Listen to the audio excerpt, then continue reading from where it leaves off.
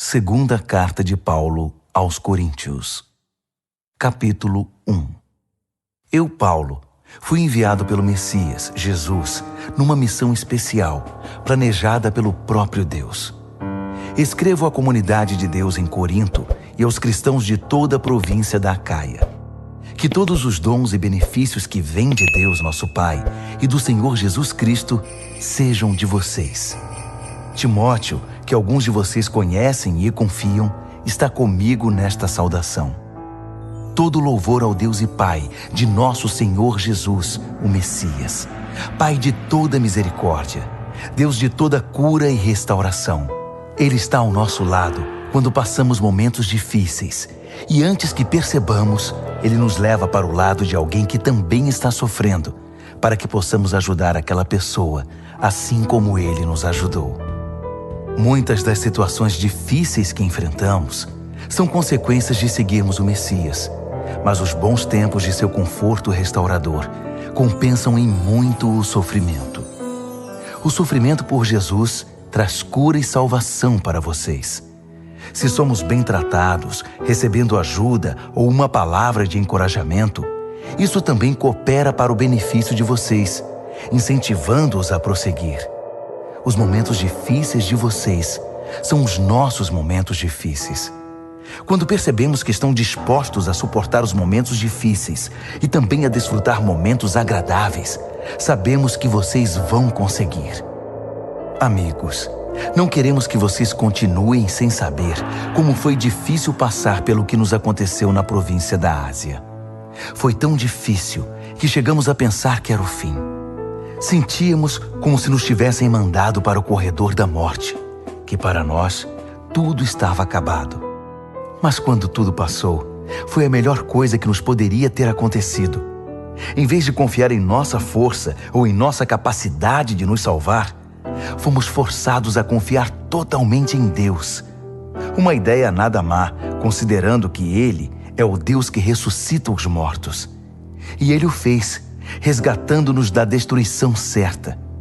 E Ele fará tudo de novo, nos resgatará quantas vezes forem necessárias. Vocês e suas orações são parte da operação de resgate. Também não quero que vocês fiquem na ignorância sobre a questão. Agora mesmo, posso ver os rostos da comunidade erguidos em louvor pelo livramento que Deus nos deu. Um resgate em que a oração tem um papel fundamental. Agora que o pior já passou, temos a alegria de informar que saímos de tudo isso com a consciência e a fé intactas e podemos encarar o mundo. Mais importante, estar de cabeça erguida diante de vocês. Mas isso não foi resultado de manobras da nossa parte. Foi Deus que nos manteve voltados para Ele o tempo todo. Não tentem ler nas entrelinhas, nem procurem alguma mensagem subliminar na carta. Estamos falando a verdade, de modo claro e sem rodeios, na esperança de que vocês vejam o quadro todo tão bem como já viram alguns detalhes.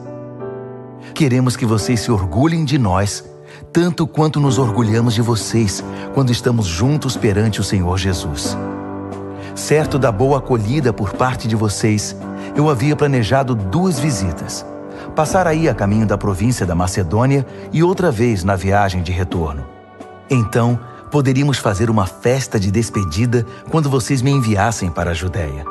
Esse era o plano. Agora vocês me acusam de ser descuidado com minhas promessas porque o plano não se cumpriu? Acham que tenho 2 palavras? Um sim volúvel no momento e um não volúvel no minuto seguinte? Pois bem, vocês estão errados. Tento ser tão verdadeiro com minha palavra quanto Deus é com a dele. Nossa palavra a vocês não foi um sim descuidado, anulado por um não indiferente. Como poderia ser? Quando Silas, Timóteo e eu proclamamos o Filho de Deus entre vocês, vocês tiveram de escolher entre um sim e um não? Por acaso não foi um sim claro e seguro? Seja o que for que Deus prometeu, tem a marca do sim de Jesus. Nele, isso é o que pregamos e oramos, o grande amém, o sim de Deus e também o nosso sim inequívoco. Deus nos afirma, certificando-nos em Cristo, pondo seu sim dentro de nós. Pelo seu Espírito, Ele nos marcou com sua eterna garantia, um início certo para o que Ele está disposto a realizar. Pois bem, vocês estão preparados para saber a verdadeira razão por que não os visitei em Corinto? Tendo Deus por testemunha, o único motivo foi que eu quis poupar vocês da dor.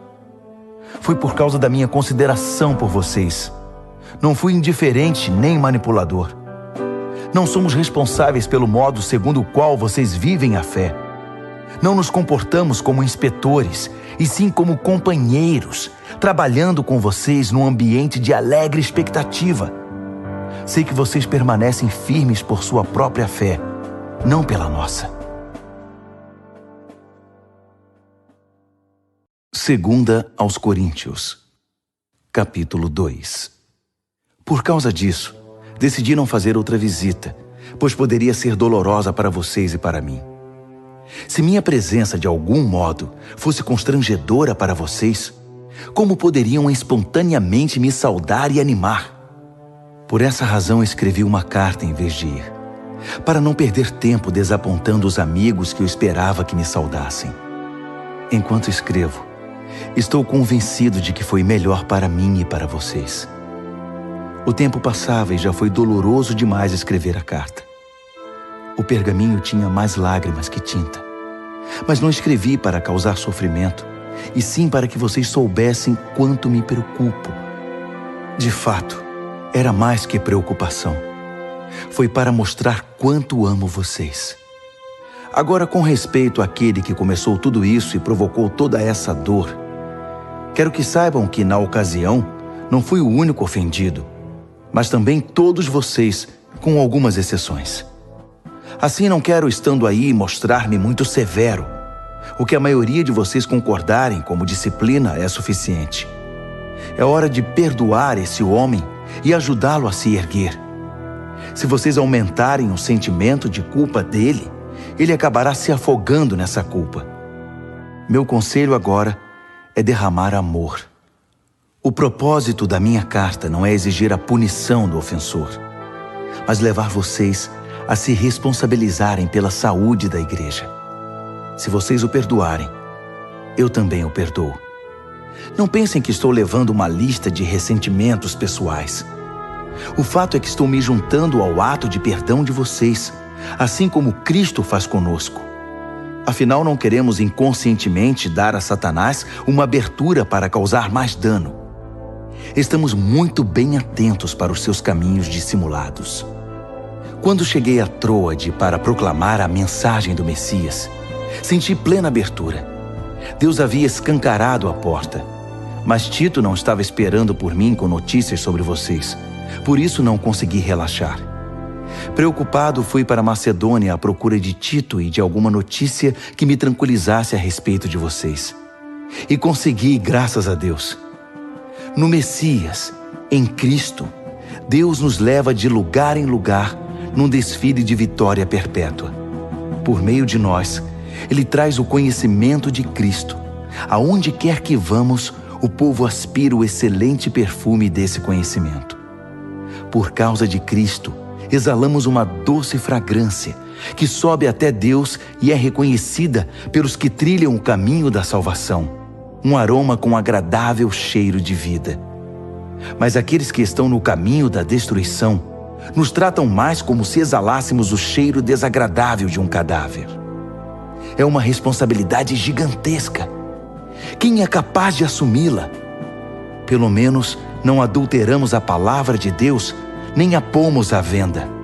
Permanecemos na presença de Cristo quando falamos, e Deus nos olha no rosto. Falamos o que recebemos diretamente de Deus, e o fazemos da maneira mais honesta possível. Segunda aos Coríntios, capítulo 3. Não parece que estamos elogiando a nós mesmos, insistindo em nossas credenciais, afirmando nossa autoridade? De jeito nenhum. Tampouco precisamos de cartas de recomendação, seja para vocês, seja de vocês. Vocês mesmos são toda a recomendação de que precisamos. A vida de vocês é uma carta que qualquer um pode ler simplesmente olhando para vocês. O próprio Cristo a escreveu, não com tinta, mas com o Espírito do Deus vivo.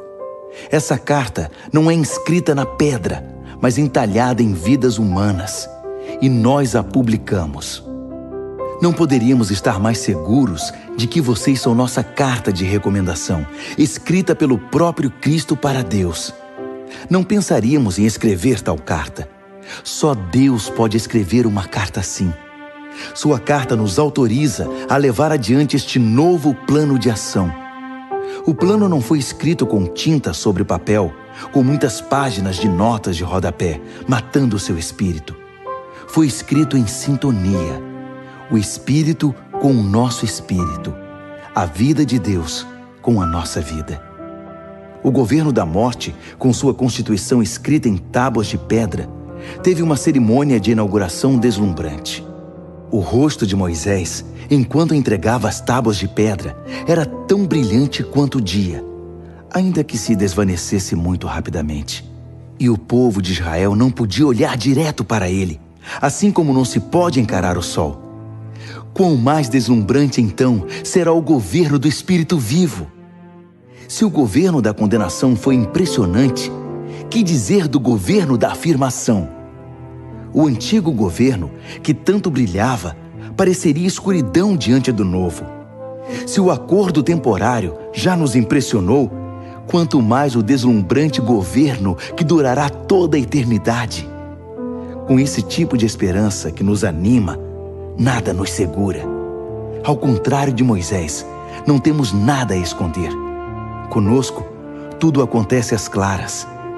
Ele usava um véu para que os israelitas não percebessem o brilho que aos poucos ia morrendo. E eles não perceberam. Não foram capazes de perceber na época e não percebem agora que não há nada naquele véu. Ainda hoje, quando as proclamações do governo antigo são lidas, eles nada veem. Somente Cristo pode tirar o véu, a fim de que eles possam ver por si mesmos que não há nada lá. No entanto, quando eles se voltam para Deus como Moisés fez, Deus remove o véu e lá estão eles, face a face com o Senhor. Descobrem de repente que Deus é uma presença pessoal, viva, não uma peça de pedra esculpida. E quando Deus está presente, um espírito vivo, aquela constituição antiga e repressora, se torna ultrapassada. Estamos livres dela, todos nós. Nada mais fica entre nós e Deus. Nossa face brilha com o brilho de sua face. Somos transfigurados como o Messias, e nossa vida se torna cada vez mais deslumbrante e bela, à medida que Deus entra em nossa vida e nos tornamos como Ele. Segunda Carta aos Coríntios, capítulo 4. Considerando que Deus tão generosamente nos permite participar do que Ele tem feito, não vamos desanimar nem desistir, só porque às vezes enfrentamos tempos difíceis. Nós nos recusamos a usar máscaras e a fingir. Não manipulamos os fatos nos bastidores, nem deturpamos a palavra de Deus em proveito próprio. Pelo contrário, sustentamos tudo o que fazemos e falamos toda a verdade às claras, de modo que quem quiser possa ver e julgar por si mesmo na presença de Deus. Se a mensagem parece obscura para alguns, não é porque a escondemos. Não. É porque eles estão vendo ou buscando o caminho errado e se recusam a dar à mensagem a devida atenção. A única coisa que interessa a eles é o Deus das trevas desta época. Pensam que conseguirão dele o que desejam e que não terão que se preocupar em crer na verdade que não podem ver. Eles estão cegos para a deslumbrante luz da aurora da mensagem que resplandece com Cristo e nos permite ver a melhor imagem de Deus, o que eles jamais conseguirão. Lembrem-se de que a mensagem não é sobre nós mesmos. Nós anunciamos Jesus Cristo, o Senhor. Todos nós somos mensageiros, andarilhos de Jesus por causa de vocês. Isso começou quando Deus disse que a luz brilhe nas trevas. E nossa vida ficou cheia de luz quando vimos e compreendemos Deus pela face de Cristo, tudo belo e deslumbrante. Se olharem apenas para nós, vocês podem perder o brilho. Levamos a mensagem preciosa em vasos de barro, sem adornos, ou seja, em nossa vida. Isso é para impedir que alguém pense que o incomparável poder de Deus nos pertence. Vocês sabem que não temos muita coisa de nós mesmos. Estamos soterrados de problemas, mas não desmoralizados. Não sabemos direito o que fazer, mas sabemos que Deus sabe o que fazer. Estamos espiritualmente aterrorizados, mas Deus não nos abandonou. Caímos, mas não estamos derrotados. O que fizeram a Jesus, fizeram a nós. Julgamento, tortura, zombaria e assassinato. Jesus faz em nós o que fez entre eles. Ele vive. Nossa vida está em constante risco por causa de Jesus, o que faz a vida dele mais evidente em nós. Enquanto enfrentamos o pior, vocês conseguem o melhor. Não há silêncio sobre essa questão em nossa vida. Assim como o salmista escreveu, "Cri, por isso falei." Falamos daquilo em que cremos. E o que cremos é que aquele que ressuscitou o Senhor Jesus também nos ressuscitará e nos levará com vocês. Cada detalhe coopera para o progresso de vocês e para a glória de Deus. Mais e mais graça, mais e mais pessoas, mais e mais louvor. Portanto, não estamos desistindo. Como poderíamos? Ainda que por fora pareça que tudo está se acabando, por dentro, onde Deus está criando uma nova vida, não há um só dia em que sua graça reveladora não se manifeste. Os tempos difíceis nada são comparados com os bons tempos que estão por vir. A celebração sem fim preparada para nós. Há muito mais do que podemos ver. As coisas que agora vemos estão aqui hoje, mas desaparecerão amanhã. Mas as coisas que não vemos agora irão durar para sempre. Segunda Carta aos Coríntios, capítulo 5.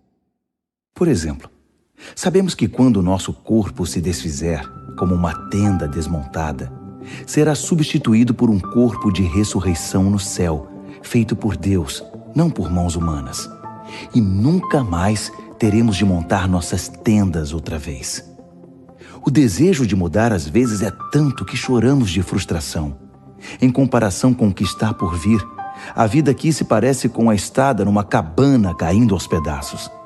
Já estamos cansados disso. O que temos é apenas um vislumbre da verdadeira realidade. Nosso verdadeiro lar, nosso corpo ressuscitado. O Espírito de Deus nos dá uma pitada desse sublime, dando-nos um gostinho do que está por vir. Ele põe um pouco do céu em nosso coração, para que nunca desejemos menos que o céu. É por isso que vivemos alegres. Vocês não ficarão vendo as coisas de cabeça baixa. As circunstâncias desfavoráveis não irão nos abater. Ao contrário, elas apenas nos fazem lembrar do glorioso futuro que nos aguarda mais adiante.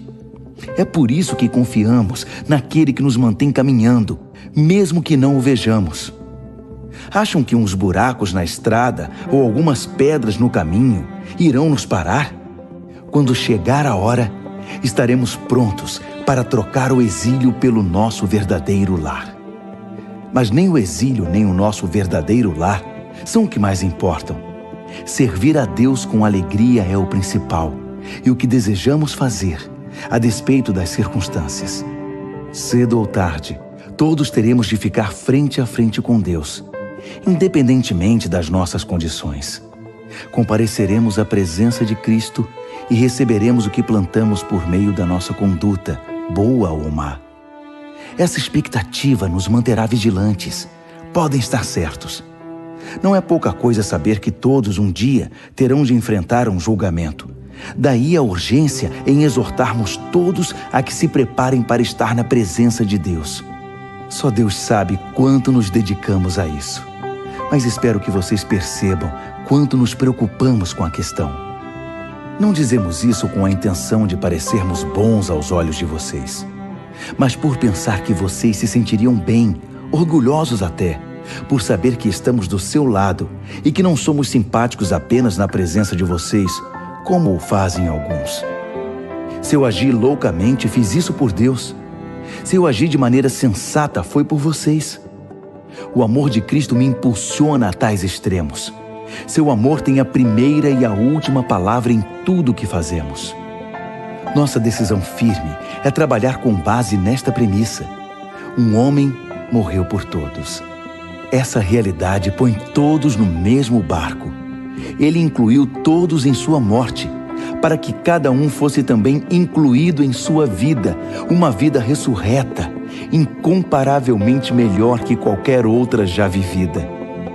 Por causa dessa decisão, não julgamos ninguém pelo que possui ou pela aparência. Houve um tempo em que julgamos o Messias dessa maneira e estávamos errados, como sabem. Não vemos mais assim. Agora olhamos para dentro e o que vemos é que qualquer um unido ao Messias tem a chance de um novo começo e é criado de novo. A velha vida se foi, uma nova vida floresce. É demais! Tudo vem de Deus, que nos quer em relacionamento com Ele e nos chamou para viver relacionamentos com nossos semelhantes. Deus se reconciliou com o mundo por meio do Messias, permitindo um novo começo pela oferta de perdão dos pecados.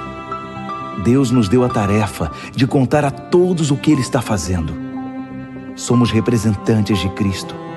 Deus nos usa para persuadir homens e mulheres a deixar as diferenças de lado e ingressar na obra de Deus, e para reconciliar o ser humano com Ele.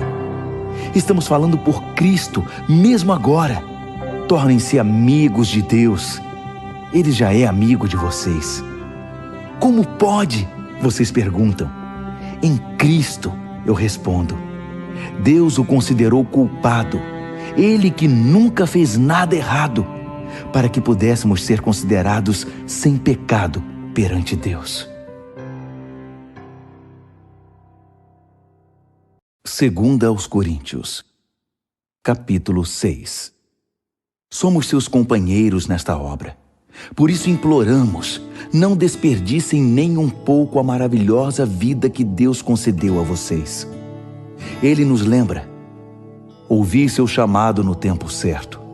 No dia em que você precisou de mim, eu estava lá para ajudar. Pois bem, agora é o tempo certo para que Ele ouça vocês e os ajude. Nada de deixar para depois. Não frustrem a obra de Deus. Não façam corpo mole, nem lancem dúvidas sobre o que fazemos. Nossa obra como servos de Deus tem valor em todos os aspectos. As pessoas nos observam enquanto estamos a postos, em prontidão, inabaláveis, em tempos difíceis, maus, trabalhosos. Quando somos espancados, encarcerados e envolvidos em tumultos, trabalhando duro até tarde da noite, às vezes sem comer, com coração puro, mente limpa e mão firme, com gentileza, santidade e amor honesto. Quando dizemos a verdade e quando Deus mostra seu poder, quando fazemos o melhor possível pela verdade, quando somos elogiados ou repreendidos, caluniados ou honrados, fiéis à nossa palavra, ainda que não confiem em nós, ignorados pelo mundo, mas reconhecidos por Deus, vivos, ainda que digam que estamos mortos, açoitados quase até a morte, mas recusando-se a morrer, mergulhados em lágrimas, mas sempre cheios de profunda alegria, vivendo de mãos vazias, mas enriquecendo muitos, não tendo nada, mas tendo tudo. Prezados coríntios, não consigo expressar em palavras quanto desejo que vocês entrem nesta vida plena e cheia de possibilidades. Não queremos que se fechem assim. A pequenez que sentem vem de dentro de vocês. A vida que Deus dá não é pequena. Vocês é que a vivem de modo pequeno. Digo isso com franqueza e com grande afeição. Abram a vida, comecem a vivê-la plenamente. Não se tornem parceiros dos que rejeitam Deus. Não há como fazer parceria entre o certo e o errado. Não é parceria, é guerra. A luz é amiga das trevas. Cristo passeia com o diabo. A verdade e a mentira andam de mãos dadas. Quem pensaria em pôr ídolos pagãos no templo santo de Deus? Pois é exatamente o que somos. Cada um de nós é um templo e Deus vive em nós. Ele mesmo disse: vou viver neles e neles vou me mover. Vou ser o Deus deles e eles serão o meu povo. Então deixem de lado a corrupção e as parcerias. Deixem tudo de uma vez por todas. Diz Deus: não se associem com os que irão mergulhá-los na sujeira. Quero todos vocês para mim. Serei um pai para vocês, e vocês serão filhos e filhas para mim. Palavra do Senhor Deus. 2 aos Coríntios, capítulo 7. Diante de promessas tão animadoras, queridos amigos, vamos nos livrar de tudo que nos distrai ou contamine, seja por dentro, seja por fora.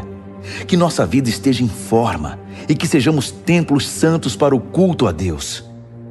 Confiem em nós. Nunca ferimos ninguém, nunca exploramos nem tiramos vantagem de quem quer que seja. Não pensem que procuro culpa em vocês. Já disse que estou com vocês em qualquer circunstância. Na verdade, tenho a maior confiança em vocês. Se soubessem como estou orgulhoso de vocês. A alegria me domina, mesmo com todos os problemas. Quando chegamos à província da Macedônia, não tivemos sossego. Os conflitos na igreja e os temores no coração nos deixaram ansiosos.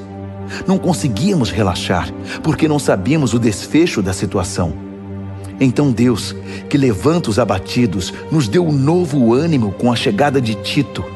Ficamos felizes apenas por vê-lo. Mas o alívio veio com o que ele nos disse sobre vocês, sobre quanto se preocuparam e lamentaram por minha causa. Minha preocupação transformou-se em tranquilidade. Sei que causei grande preocupação a vocês com minha carta. Ainda que tenha me sentido muito mal na época, sinto-me bem agora, quando penso em como tudo acabou. A carta aborreceu vocês, mas por pouco tempo. Agora estou contente, não por terem se aborrecido, mas porque foram desafiados a mudar. Vocês permitiram que a tristeza os levasse a Deus, não que os desviasse dele, e saíram ganhando, não perdendo. A tristeza que nos aproxima de Deus age assim. Ela abala nossas estruturas e nos leva de volta ao caminho da salvação. Jamais lamentamos ter experimentado esse tipo de dor. Mas quem permite que a tristeza o desvie de Deus, vive cheio de remorsos que podem levá-lo a um estado terminal. Agora digam-me, não são maravilhosos os caminhos que a tristeza toma para nos aproximar de Deus? Vocês estão mais vivos, mais cuidadosos, mais sensíveis, mais reverentes, mais humanos, mais apaixonados, mais responsáveis. Por qualquer ângulo, o resultado foi maior pureza de coração. Era isso que eu estava esperando quando escrevi a carta. Minha maior preocupação não era com aquele que agiu errado, mas com vocês. Eu queria que vocês compreendessem e agissem de acordo com os profundos laços que nos unem diante de Deus. Foi o que aconteceu, e nos sentimos muito bem com isso. Então, quando vimos como Tito se sentiu, seu entusiasmo com a resposta de vocês, nossa alegria dobrou. Foi maravilhoso vê-lo tão animado e reconfortado por causa do que vocês fizeram. Se eu contasse a ele como penso que vocês são bondosos, vocês não teriam afastado aquele que fez o mal. Mas enquanto tudo se resolvia, procurei me conter. Tito viu por si mesmo que tudo que eu dissera a respeito de vocês era verdade. Ele não parava de falar sobre isso, repetindo o relato da sua pronta obediência e da elogiável hospitalidade de vocês. Ele ficou impressionado com tudo. e eu não poderia estar mais satisfeito. Tenho muito orgulho de todos.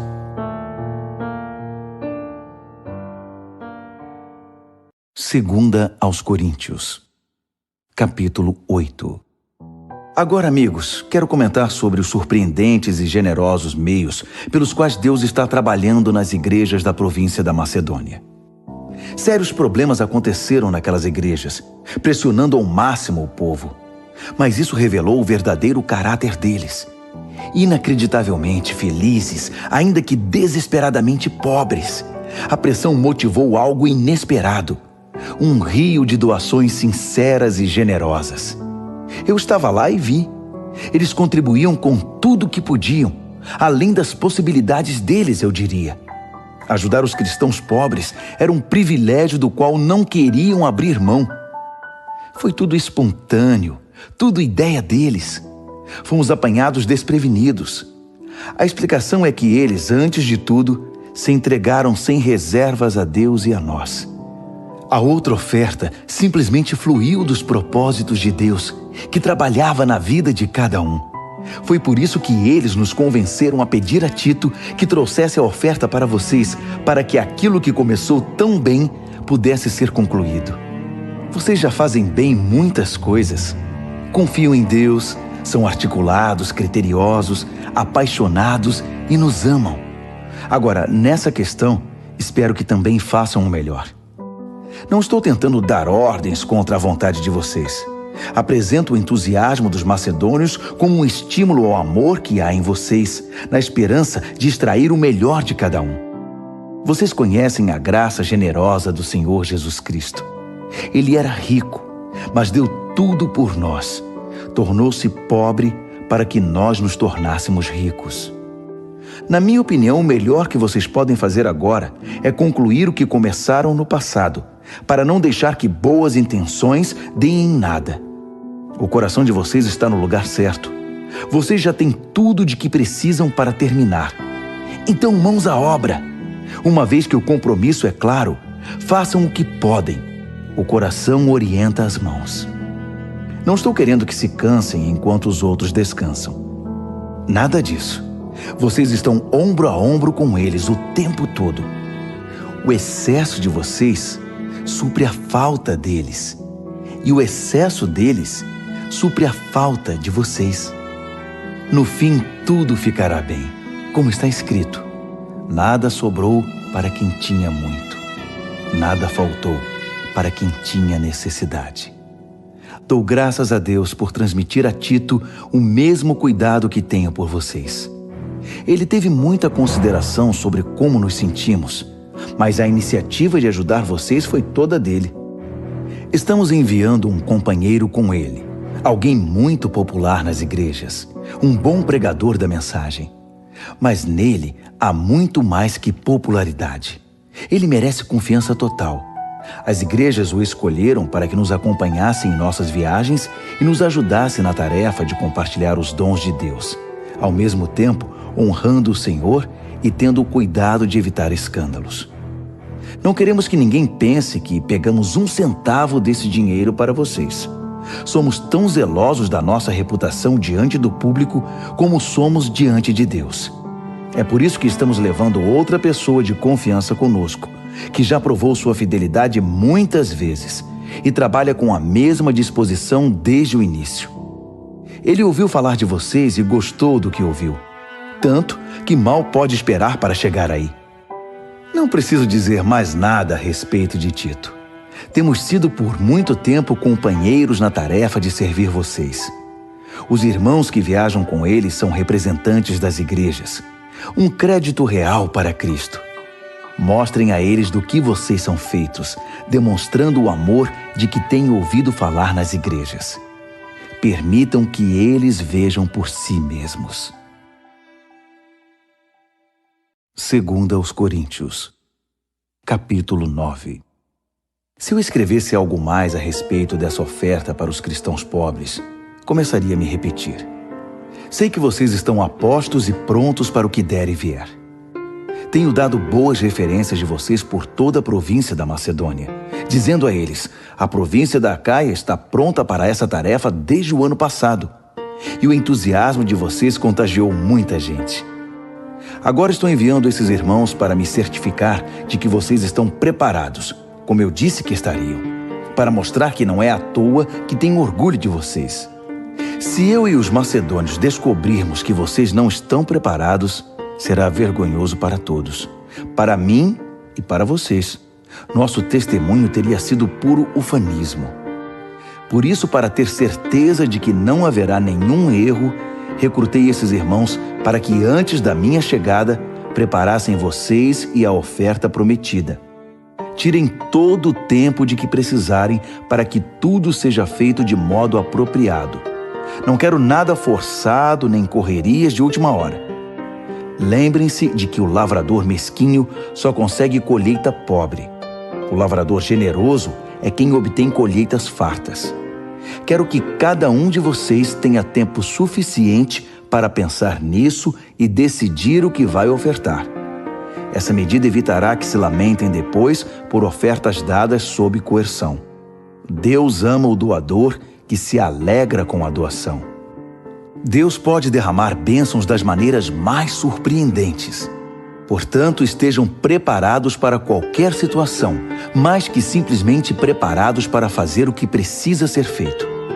Como disse um salmista, ele lança avisos aos ventos, dando aos necessitados com liberalidade. Seus meios justos e bondosos nunca se esgotam, nunca se desgastam.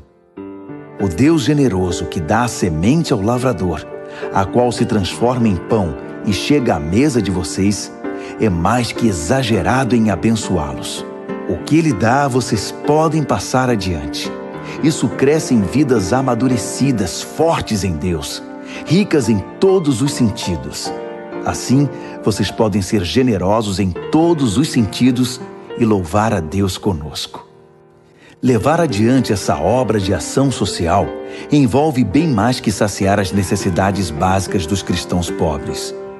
É um gesto que produz numerosas ações de graças a Deus.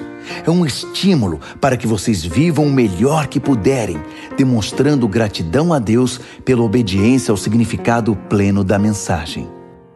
Vocês mostram gratidão com ofertas generosas aos irmãos em necessidade e assim se mostram gratos diante do mundo. Enquanto isso, por terem sido contemplados com a riqueza de Deus, a reação deles será orar por vocês, intercedendo de maneira apaixonada por qualquer necessidade que vocês tenham. Agradeçam a Deus pela oportunidade. Nenhuma língua é capaz de expressar os reais benefícios desse dom. 2 aos Coríntios, capítulo 10. E agora um assunto pessoal, mais urgente. Escrevo na disposição gentil, porém firme de Cristo. Ouvi comentários a meu respeito de que sou subserviente e fraco quando estou com vocês, mas rude e exigente quando escrevo.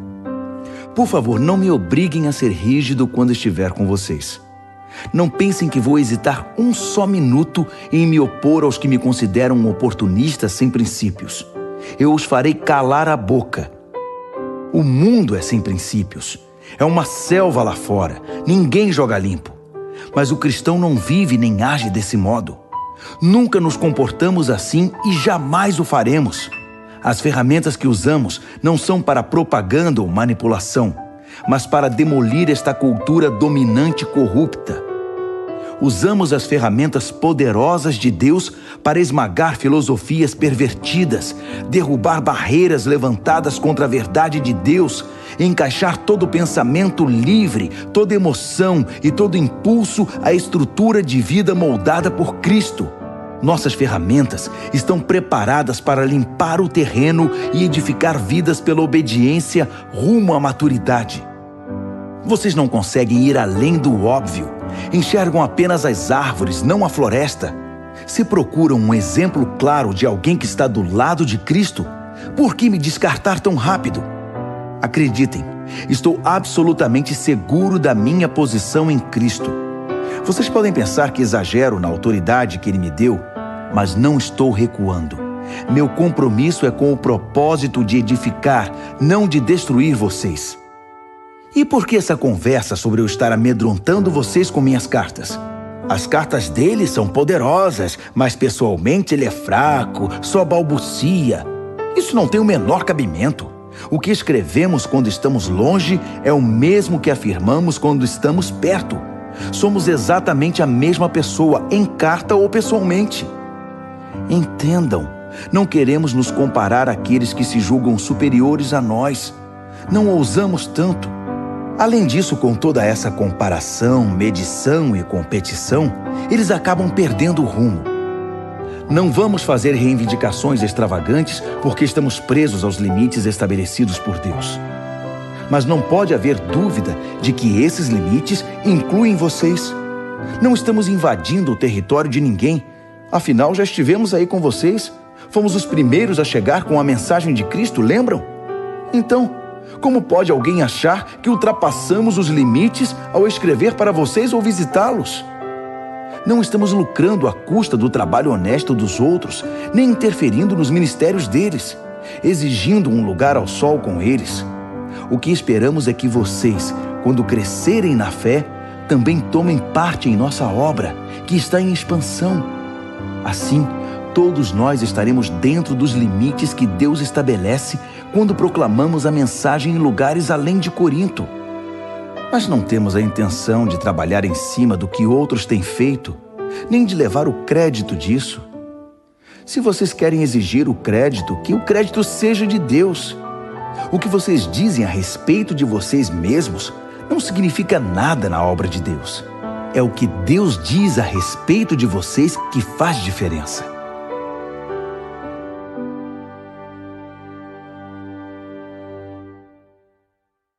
Segunda aos Coríntios, capítulo 11. Podem me aguentar mais um pouco? Por favor, tenham paciência comigo.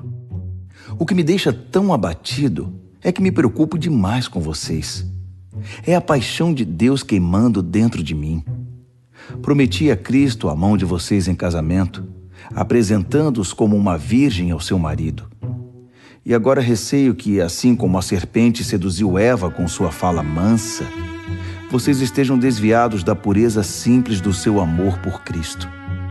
Tenho a impressão de que se alguém aparecer pregando um Jesus diferente do que nós pregamos, em espírito e em mensagem, vocês irão aceitá-lo sem problemas. Mas se vocês aceitam essas celebridades apostólicas, por que não me aceitam simples como sou? Sou tão digno quanto eles. É verdade que não domino a técnica daquela eloquência suave que tanto impressiona vocês. Mas quando abro a boca, pelo menos sei do que estou falando. Não escondo nada. Deixo vocês por dentro de tudo. Será que cometi um erro ao proclamar a mensagem de Deus a vocês sem pedir algo em troca? Ao servir vocês sem nenhum custo, para que não se sentissem pressionados por mim? Com as outras igrejas foi diferente, pois elas me pagaram.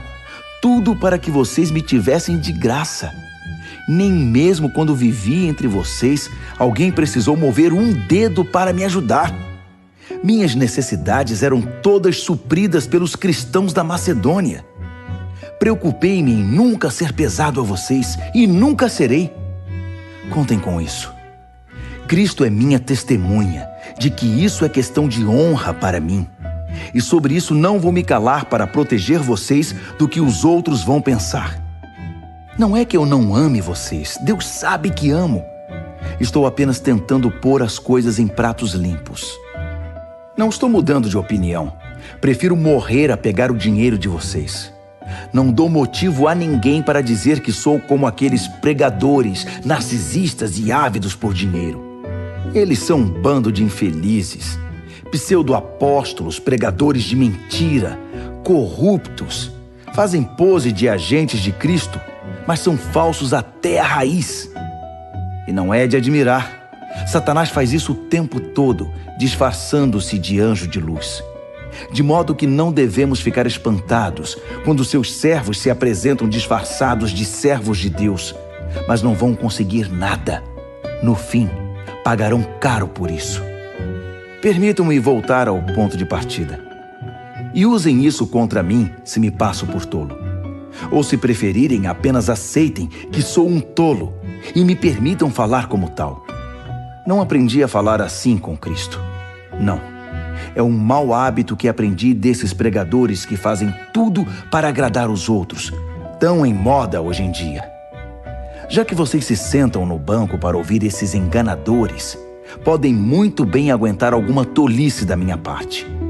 Vocês têm uma admirável tolerância com impostores que roubam sua liberdade, exploram, cegam, rebaixam e até agridem vocês. Eu não deveria admitir, mas não tenho estômago para ver isso. Uma vez que vocês admiram tanto os egomaníacos do púlpito, aqui é o velho amigo de vocês, o tolo, falando. Deixe-me esclarecer uma coisa. Eles se gabam de ser hebreus, israelitas, a raça pura de Abraão? E daí? Eu também sou.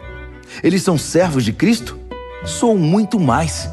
Nem acredito que estou dizendo isso. É loucura falar desse modo, mas já que comecei, agora vou terminar. Ora, trabalhei muito mais que eles. Fui mais vezes encarcerado. Fui espancado mais do que posso contar. E em vários momentos estive às portas da morte. 5 vezes levei as 39 chibatadas dos judeus, 3 vezes espancado pelos romanos, 1 vez fui apedrejado, naufraguei 3 vezes e fiquei 1 dia e 1 noite perdido no mar. Em viagens difíceis, ano após ano, tive de atravessar rios, enfrentar ladrões, lutar com amigos e inimigos. Estive em risco na cidade, em risco na zona rural. Enfrentei perigos sob o sol do deserto e em tempestades no mar. Também fui traído pelos que pensei ser meus irmãos. Sei o que é trabalhar duro, passar noites longas e solitárias sem dormir. Já fiquei muito tempo sem comer. Sofri com o frio e com a falta de agasalho. E a lista ainda nem chegou à metade, porque ainda temos as pressões diárias e as ansiedades por causa das igrejas. Quando alguém chega ao fim da linha, sinto dor até nos ossos. Quando alguém cai em pecado, um fogo queima minhas entranhas. Se tenho de gabar a mim mesmo, vou me gabar das humilhações que me tornam semelhante a Jesus. O eterno e bendito Deus e Pai de nosso Senhor Jesus sabe que não estou mentindo. Estão lembrados da vez em que eu estava em Damasco e o governador do rei Aretas pôs guardas nos portões da cidade para me prender? Para salvar minha vida, tive de escorregar através de uma janela da muralha, dentro de um cesto, e depois sair correndo. 2 aos Coríntios, capítulo 12. Vocês me obrigam a falar deste modo. Faço isso contra minha vontade. Mas agora que estamos no assunto, posso tratar da questão das visões e revelações que Deus me deu. Por exemplo, conheço um homem que há 14 anos foi tomado por Cristo e levado em êxtase espiritual aos céus. Nem sei se isso aconteceu no corpo ou fora do corpo. Só Deus sabe. Sei também que esse homem foi levado ao paraíso. De novo, se no corpo ou fora dele, não sei. Deus sabe. Lá ele ouviu palavras indizíveis, mas foi proibido de contar o que ouviu. Esse é o homem a respeito de quem quero falar. Mas não vou dizer nenhuma palavra a meu respeito, exceto o que foi humilhação. Se eu tivesse disposição para contar vantagem, talvez pudesse fazê-lo sem parecer ridículo e não estaria faltando com a verdade. Mas vou poupar vocês. Quero que vocês continuem a me imaginar como o tolo que vocês pensariam que eu sou se me encontrassem na rua ou me ouvissem falar. Por causa da grandiosidade daquelas revelações, para que eu não ficasse orgulhoso, recebi o dom de um obstáculo que me mantém em contato permanente com minhas limitações. O anjo de Satanás fez o melhor que pôde para me derrubar, mas o que conseguiu foi me pôr de joelhos. Sem chance que eu ande de nariz empinado e orgulhoso. No princípio, eu não pensava nele como um dom e pedia a Deus que o removesse. Repeti o pedido 3 vezes. Então, ele me disse: minha graça é o bastante.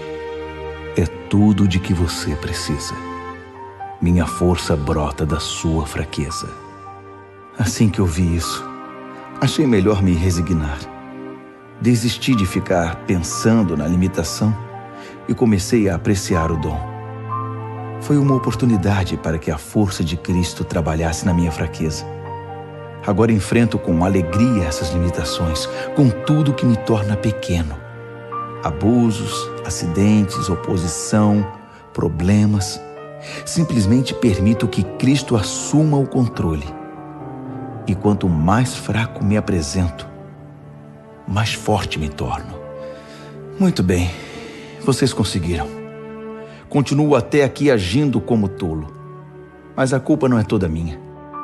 Vocês me fizeram agir assim. Vocês é que deveriam ter falado bem de mim e me recomendado, em vez de eu ter de fazê-lo, pois sabem por experiência própria que, embora eu não seja ninguém, seja um nada, não posso ser relegado à 2ª classe, comparado com aquelas celebridades apostólicas que vocês bem conhecem. Todos os sinais que marcam o apostolado verdadeiro eram evidentes quando eu estava com vocês em tempos bons e maus. Sinais de milagres, sinais de maravilhas, sinais de poder. Vocês receberam menos de mim ou de Deus que as outras igrejas? A única coisa que vocês receberam menos de mim foi responsabilidade com o meu sustento.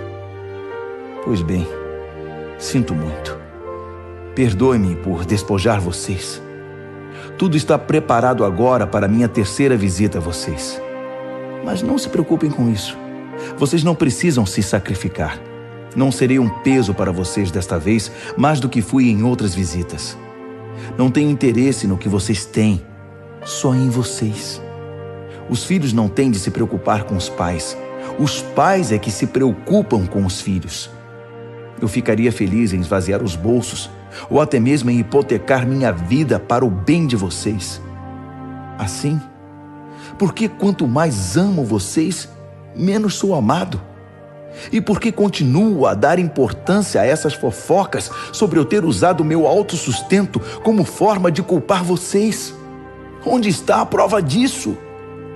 Alguma vez os enganei ou usei alguém para iludir vocês? Pedi a Tito que os visitasse e levasse alguns irmãos consigo.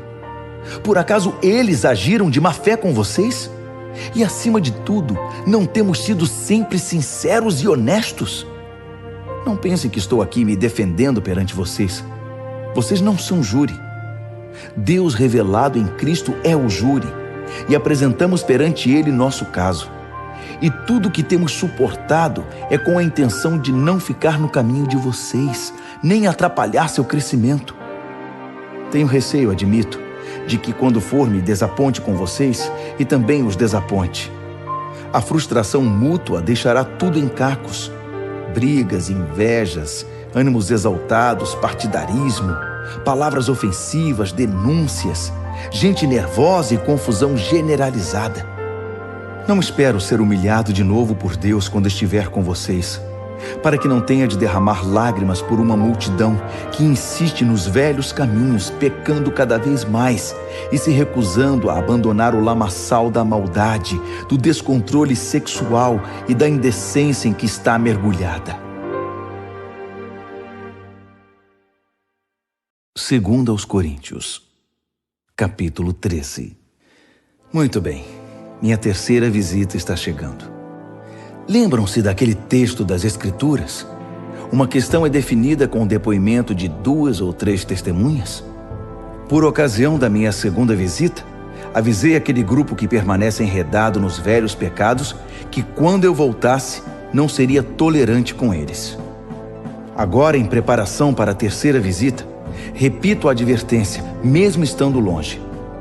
Se vocês não tiverem mudado de vida até eu chegar aí, cuidado. Vocês que exigiram provas que Cristo fala por meu intermédio, irão receber mais do que pretendiam. Vão receber a plena força de Cristo. Não pensem que não vão. Ele era só fraqueza e humilhação quando foi morto na cruz, mas agora está vivo na poderosa força de Deus. Estávamos desprevenidos quando fomos humilhados entre vocês, mas da próxima vez que nos encontrarmos, estaremos vivos em Cristo e fortalecidos por Deus. Testem-se para saber se estão firmes na fé. Não se enganem, pensando que tudo está garantido. Criem o hábito do autoexame. Vocês precisam de evidências de primeira mão, não apenas de ouvir dizer que Jesus Cristo está em vocês. Façam o teste. Se o resultado não for bom, tomem alguma providência. Espero que o teste não demonstre que falhamos. Mas se for esse o resultado, é preferível que o teste demonstre nossa fraqueza, não a de vocês. Estamos buscando a verdade que faça vitoriosos todos nós. Não poderia ser de outro modo. Reconhecemos nossas limitações, mas também as celebramos e continuamos a celebrar cada vitória, cada triunfo da verdade em vocês. Oramos intensamente para que tudo isso aconteça na vida de vocês. Estou escrevendo assim agora, para que quando eu for, não tenha de tocar mais nesse assunto. A autoridade que o Senhor me deu é para juntar o povo, não para dividi-lo. Espero que tudo se resolva, para eu não precisar perder tempo com repreensões quando estiver aí. É isso, meus amigos. Sejam alegres. Mantenham tudo em boas condições. Sejam animados. Tenham harmonia de pensamento. Sejam agradáveis. Façam tudo isso, e o Deus de amor e paz estará sempre com vocês. Cumprimentem uns aos outros com um abraço santo. Todos os irmãos e irmãs que estão aqui enviam saudações. A maravilhosa graça do Senhor Jesus Cristo, o grande amor de Deus e a amizade profunda do Espírito Santo sejam com todos vocês.